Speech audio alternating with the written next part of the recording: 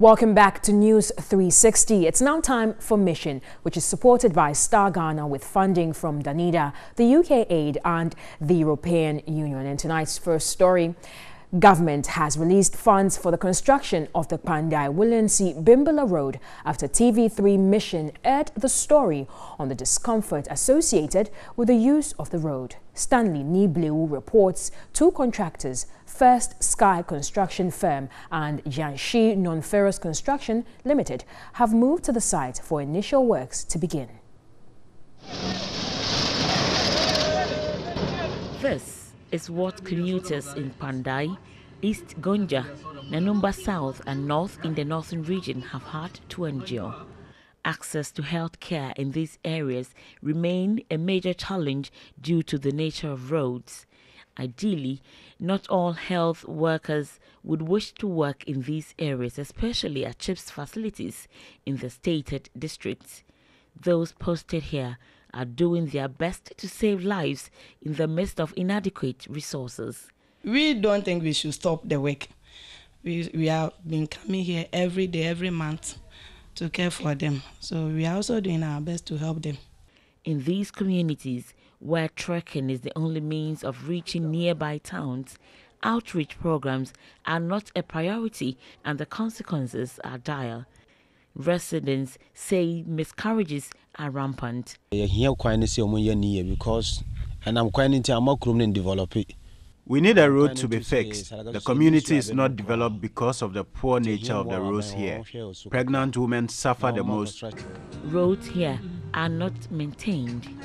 Major roads connecting districts have never been tarred. Roads here are deadly and some communities are cut off during the rainy season. Vehicles often break down. The nature of roads here have scared many vehicle owners to withdraw their services from these areas, leaving only rickety vehicles plying them.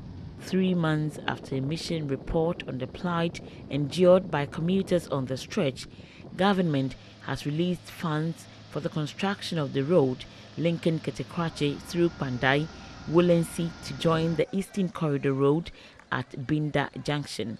The contract of the 75-kilometer road was awarded in 2016, but work did not commence due to lack of funds. Contractors First Sky Limited and Jiangxi Non-Ferrous Construction Limited have moved to site and brisk work is ongoing. Where we are at the moment is the regional road, that is the R202, starting from Ketekrache, through Pandai, through Woolensey, through Nakpaili, and then ends at Binda on the Eastern Corridor Road, that is the N2. Now, it used to be an existing gravel road, and then traveling on this section was very difficult. So the government saw the need that we have to improve this road to a double surface bituminous road to ease the movement of vehicles. Residents engineer at the Ghana Highway Authority, Engineer Solomon Ajay, gave more details about the project. The project is actually starting from Borai Junction, that is from kilometer 51 through to kilometer 123 at Binda on the Eastern Corridor Road. Well, the first 40 kilometers, which is from kilometer 51 to kilometer 88, is being handled by First Sky Limited. As of today, the contractor has done 60% work progress. And then from kilometer 88 to 123 is handled by Jiangxi Non-Ferrous, who has done 30 kilometers of physical progress. Both contractors have 36 months to complete the project. I think after 3 or 4 months, you can get everything. The road will be ready for this stretch. But for the back one, because every year we should do it well, take the responsibility for this country. That is why it will take time for the others. Chief Executive for Pandai, Emmanuel Atta Tatablata, said other bad roads in the district are to be fixed. Some resources would be required to address the problem of the roads in order to improve access to health care and the socio-economic lives of the people in Pandai and its surrounding districts.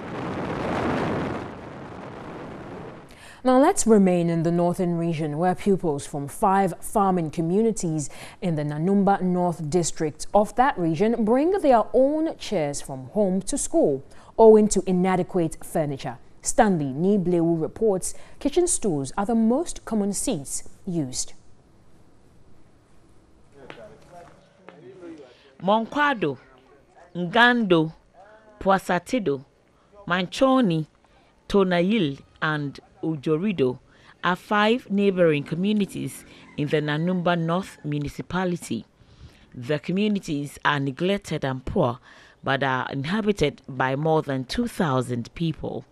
Attainment of quality education in these communities have been a mirage. Goal 4 of the United Nations Sustainable Development Goals pushes for universal access to education for all by 2030. However, Monkwado and its adjoining communities would require a series of serious interventions to achieve this goal. This is because majority of parents here have shown little interest in educating their children. Currently, there are 2 schools serving the adjoining communities, but some parents have refused to enroll their children in any of them. The community in August 2017 established the Future Leaders Academy to provide basic education for children of school-going age. The school's enrollment has since shot up from 5 pupils last year to 93 this year. However, teaching and learning are done in a discomforting manner. The available shed provides avenue for multi-grade system. I can say they don't know the essence of education. Now that we are trying to educate them to know how important education is. Because here it's a village, and sometimes when you go to somebody's house and you tell them that, or at least the children that we are having, they are very young to involve in farming. So you have to let them go to school. If you are able to educate your child, then maybe the time you get old, that child of yours can easily come and assist you. Pupils bring their own chairs from home. The chair one brings to school depicts the financial status of their parents. The infamous kitchen stool is dominant here. Interestingly, when the parents of these pupils need these chairs, they come for it, leaving the kids with the only option of sitting on the floor. They don't go to farm here on Fridays, so sometimes getting to Friday like this, you will see that the chairs in the school will be, very few, because their parents will be in the house and they will be in need of the chair. So they have to come and take the chairs home, then the kids have to come and be on the ground. So sometimes they find it very cumbersome to copy notes. 7-year-old Cephas Lado, a class 2 pupil, is a victim. Like several others, Cephas has been sitting on the floor for 4 months after his mother flogged him for taking the only kitchen stool home to school. His father, Nyamwan Lado, who has never had the benefit of education, explained his wife has no option. The mother beat him in the house, that he shouldn't bring it again, that is the only stool they have in the house. He doesn't feel happy anytime his child sits on the ground, but he's not having money to afford a chair for him. Pupils exhibit the zeal to pursue basic education, but poverty remains a barrier. Tuition is free here because parents could not afford to pay a 2 cedis termly fee. A parent explains why. It's now what? Coming. Everybody coming. Pupils are worried about their condition of learning. Supply of teaching and learning materials are non-existent. Teachers have devised means to solve the school's numerous problems. We've made it free that they should allow them to be coming, so that maybe if we are in need of something, here is a village, so we can take the keys to somebody's farm. Then when the person is having a job, then they can assist us more. Then we will get money that we can use to be buying soap. Monkwado and its adjoining communities would require conscious efforts and commitment of resources to transform education in the area. Coming.